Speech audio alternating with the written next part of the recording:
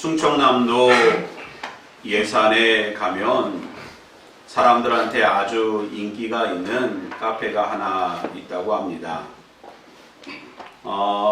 그 카페 주인은 아침 일찍 나와서 매일 신선한 빵과 또 커피를 볶는 일부터 시작을 합니다. 그분이 카페를 열면서 한 가지 내가 반드시 지켜야 되겠다 경영 원칙을 하나 세운 게 있는데, 그건 뭐냐 하면 최고급 재료로 커피와 빵을 만들겠다. 뭐 물가가 좀 재료값이 올라간다고 하더라도 내가 이익이 좀 덜 남더라도 최고급의 재료로 음식을 만들어야겠다. 그러한 이제 원칙을 세웠습니다. 그리고 다른 하나는 카페에 들어오는 사람들은 다 하나님께서 보내주신 사람들이다. 그래서 내가 최선을 다해서 교인들을 섬기듯 그렇게 사람들을, 손님들을 대해야겠다. 그런 마음을 가졌습니다. 근데 첫 번째 것은요, 뭐 그냥 초심만 유지하고 성실한 마음만 가지고 정직한 마음만 가진다고 하면 지킬 수 있는 것입니다.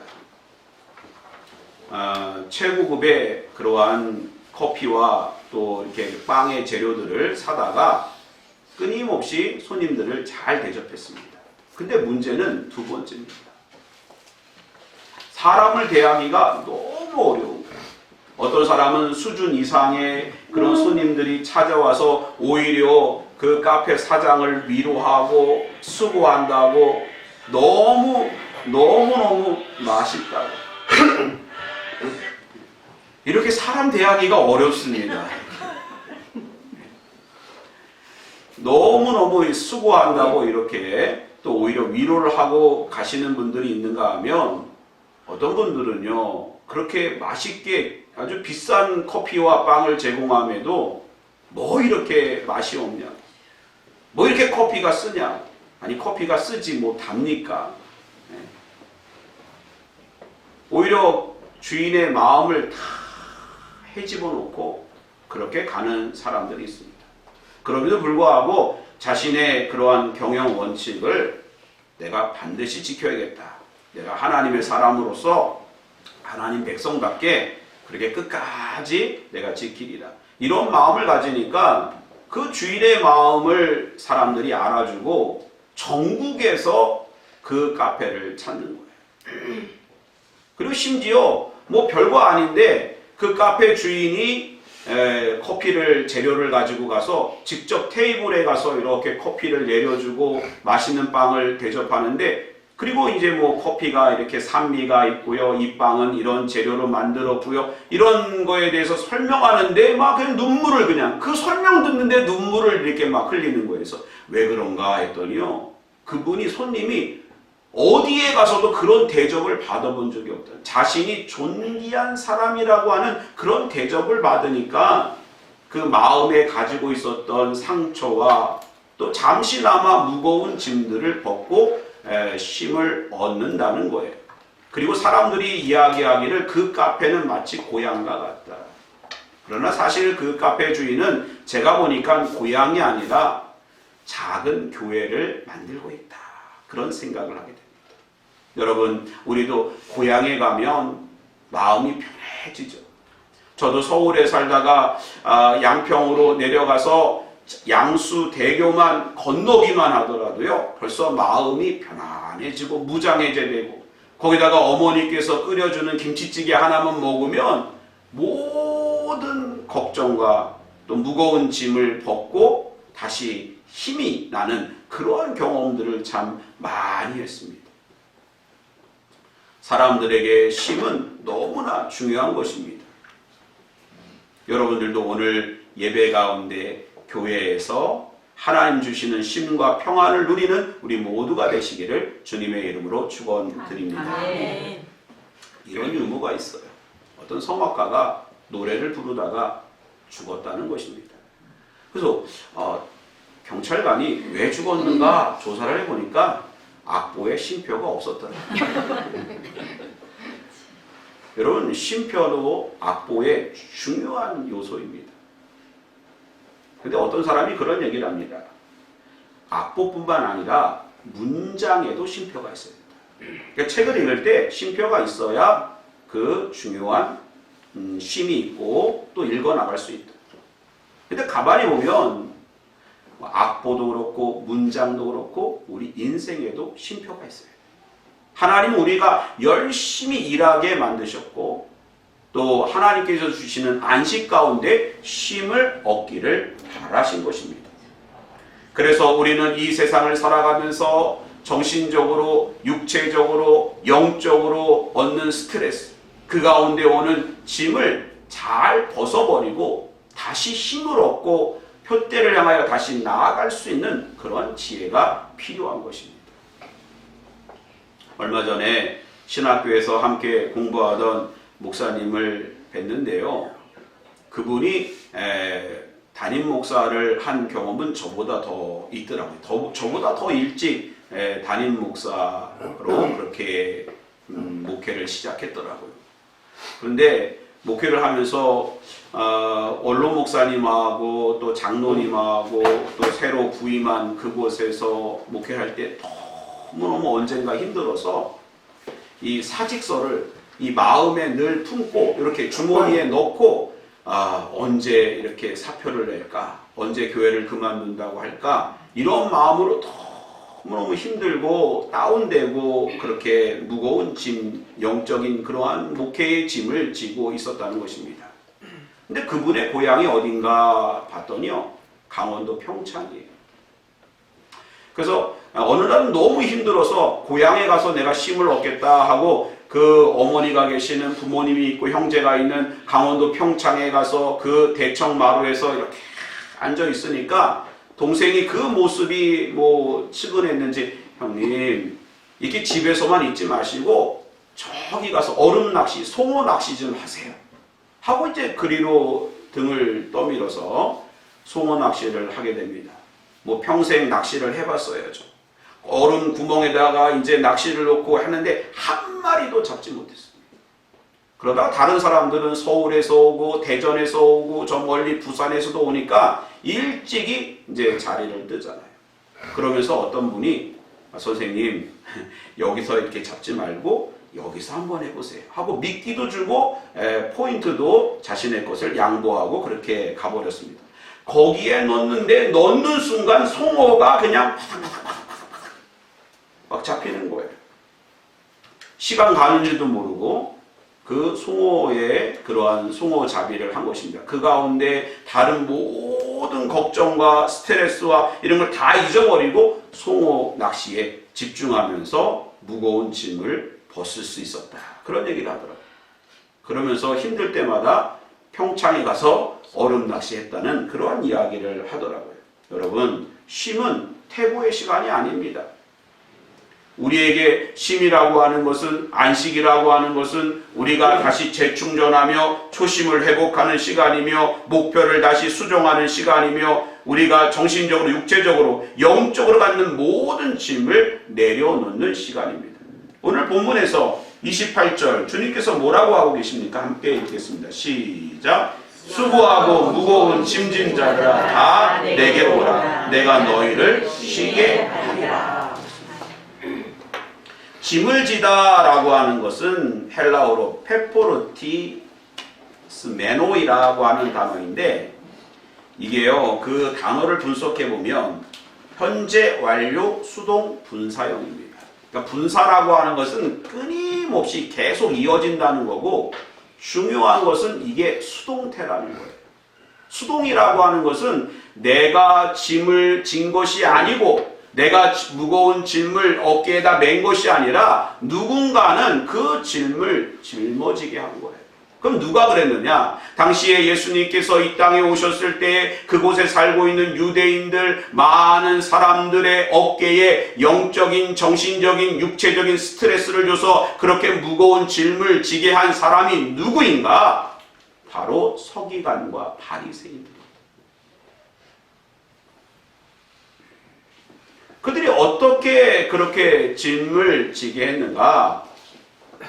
그들은 율법으로 사람들에게 짐을 지게 했던 것입니다. 마태복음 23장 4절 보면 또 무거운 짐을 묶어 사람의 어깨에 지우되 자기는 이것을 한 손가락도 움직이려 하지 아니하며.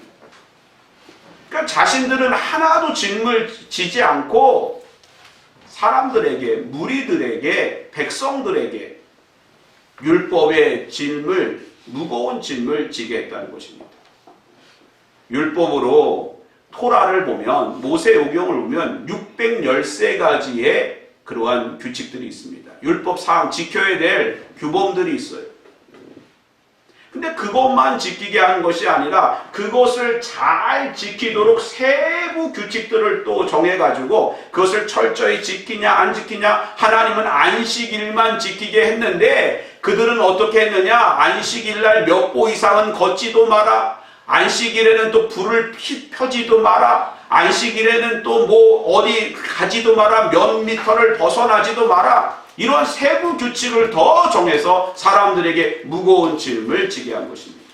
하나님은 또 11조를 드려라 이렇게 말씀하시고 그렇게 11조를 드리는 가운데 하나님께 영광을 돌리고 하나님께서 모든 것을 내게 주셨구나, 이런 감사의 마음, 하나님의 뜻을 아는 것이 아니라 너희는 박하와 회양과 근체에 11조를 드려라.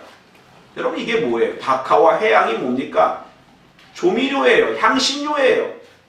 그 조그만 알갱이로 구성되어 있는데 그것에 만약에 100개를 주셨다면 어떻게 10개를 세고, 그게 수천 개인데 수천 개의 그 11조를 어떻게 셉니까? 그런 것까지도 철저하게 지키게 하면서 지키지 못할 때는 사람들로 하여금 죄책감에 빠지게 하고 무거운 짐을 지게 그렇게 했다는 것입니다.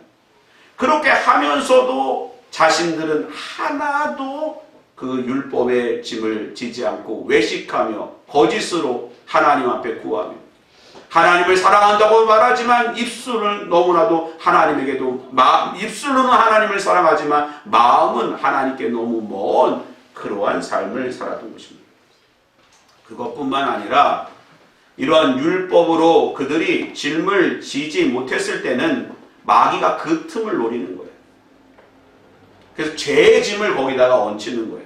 봐라, 너는 이것밖에 안 되는 수준이다, 넌 이것도 못 지키는 수준이다 하고 죄의 짐을 거기다가 더 얹으니 얼마나 사람들이 무겁고 힘든 인생을 살았겠습니까? 그럴 때 바로 예수님께서 수고하고 무거운 짐진 자들아 다 내게로 오라. 예수님께서 그 모든 짐을 감당하시기 위하여 이 땅에 오셨고 우리 가운데 참된 언약과 축복과 자유와 영생의 기쁨을 얻게 하신 줄 믿으시기 바랍니다. 아멘. 사람들이 무거운 짐을, 이러한 영적인 율법의 짐, 가식적이고 외식적인 짐을 지고 갈 때에 그들은 절망하게 됩니다. 오히려 하나님께로부터 멀어지게 됩니다. 죄만 쌓이게 되는 것입니다. 또 그것을 숨기기 위하여 가식적이고 외식적인 그러한 신앙생활을 하고 결국엔 세속화에서 물들어 허사를 경영하는 그러한 인생이 되는 것입니다. 예수님께서 이 땅에 오셔서 십자가를 우리 가운데 사랑으로 보여주시며 모든 율법을, 그 요구들을 이루셨고 우리 가운데 참심과 평안과 영생을 바라보게 하신 것입니다. 그럼 우리는 구체적으로 어떻게 해야 될까요?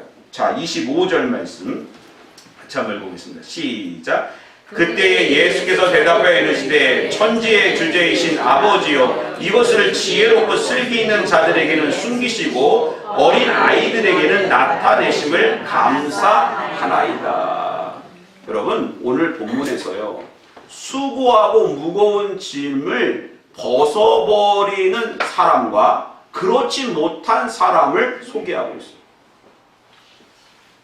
계속해서 죽을 때까지, 아니면 영원토록 그 수고하고 무거운 짐을 벗어버리지 못하는 사람들이 있는데 그 사람들은 바로 당시의 서기관과 바리새인들이었습니다.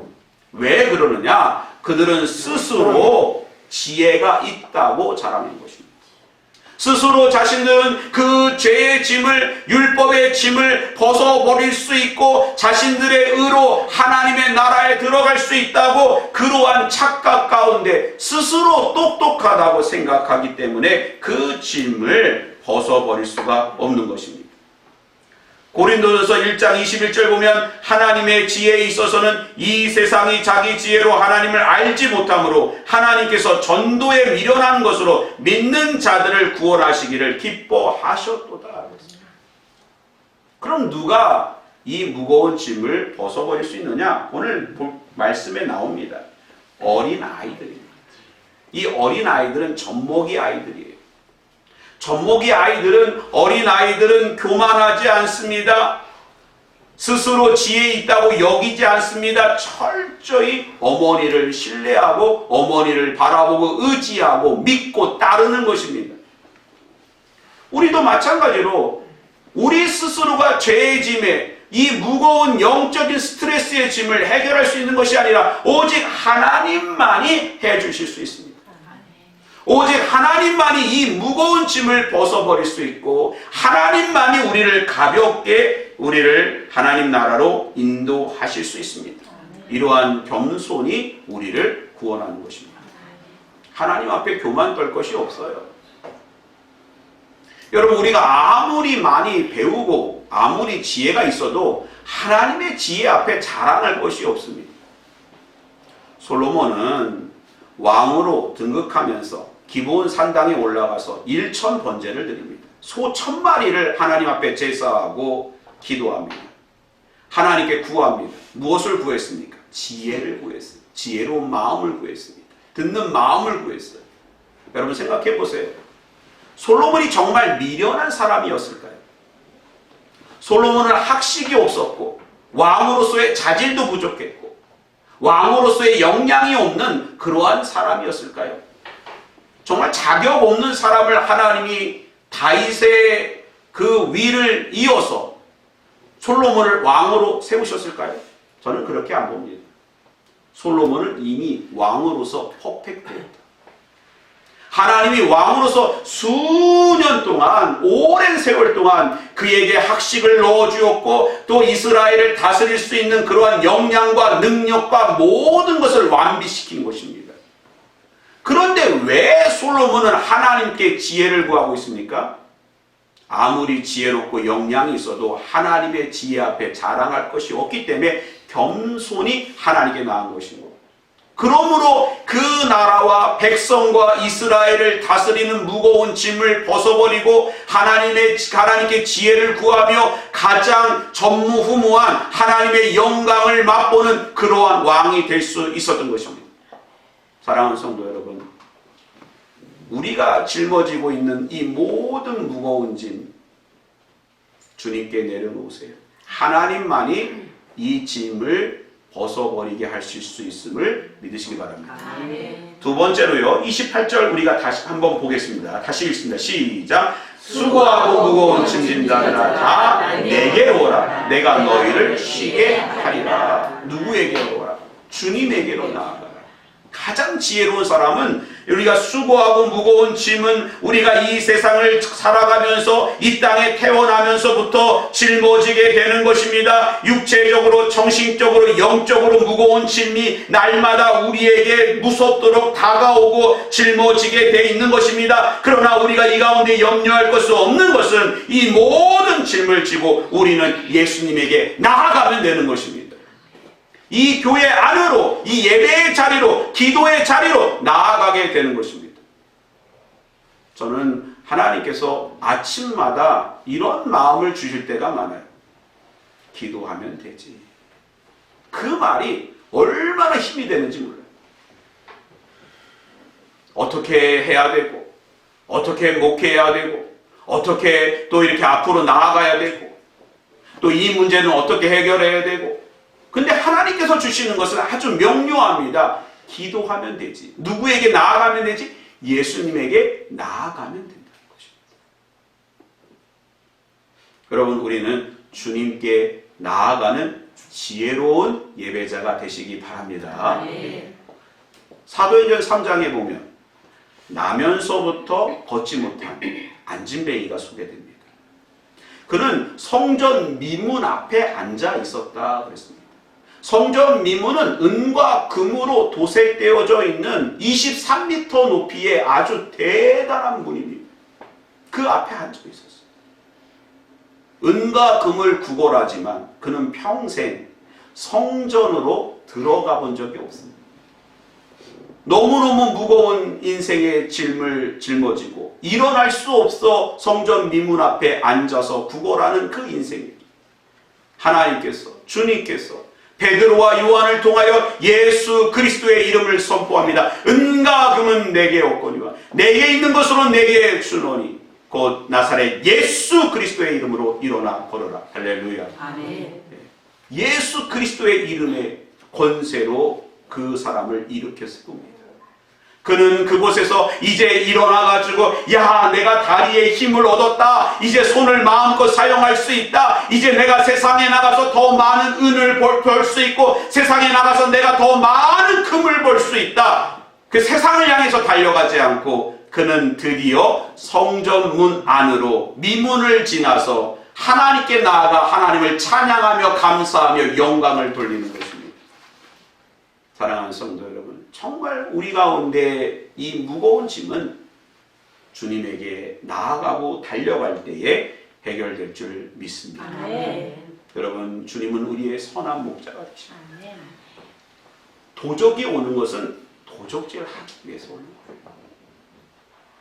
언젠가 저랑 같이 이렇게 목회를 하던 목사님이 계신데 어느 날 막 놀래가지고 달려왔습니다. 목사님, 목사님. 그래서 왜 그러세요? 제 방이 도둑 맞았어요. 누군가가 목사님 방에 와가지고 그 방에 있었던 그 목회비를 다 가져갔다는 거예요. 그래서 제가 생각하기에 야, 그래, 그래야 도둑이지. 뭐 도둑이라고 목사 사정 봐주고 또 스님이라고 스하지 않고 뭐 그렇게 다 하나?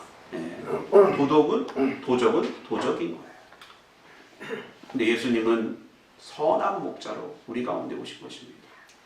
우리를 부욕해 하기 위하여, 우리의 짐을 벗어나게 하기 위하여, 우리에게 영생을 주시기 위하여 오신 것이고, 마귀는 도둑입니다. 바리새인은 도둑이었습니다. 서기관은 도둑이었습니다. 오직 예수님만 우리를 부욕해 하시는 선한 목자 되심을 믿으시기 바랍니다. 네. 마지막으로 29절 30절 말씀 같이 한번 읽어봅니다. 시작. 나는 마음이 온유하고 겸손하니 나의 멍에를 메고 내게 배우라. 그리하면 너희 마음이 쉼을 얻으리니 이는 내 멍에는 쉽고 내 짐은 가벼움이라 하시리라. 할렐루야. 여러분, 멍에는 가볍지 않아요. 짐은 가볍지 않습니다. 여러분 한번 생각해 보세요. 누군가가 이제 저 고촌에서 방화동까지 오는데 지금이 아니라 이제 그 일제시대 때 쌀 한 가마니를 줬다고 해보세요. 그 당시에 쌀이 얼마나 귀해요. 예, 비싸죠. 우리 음만수 목사님 말씀대로 비쌉니다. 그렇지만 그 쌀을 방화동으로 가져오는 순간 한 달이 보장받는 거고 또 6개월이 보장받는 너무너무 귀한 것이기 때문에 버리고 올 수 없어요. 그 짐을 짊어지고 아주 그냥 이러면서 오는 거 아닙니까? 짐은 가볍지 않아요. 멍에도 가볍지 않습니다. 속아지는 멍에 한번 져보세요. 얼마나 무겁습니까? 그런데 어떻게 멍에가 쉽고 짐이 가볍다고 하실까요?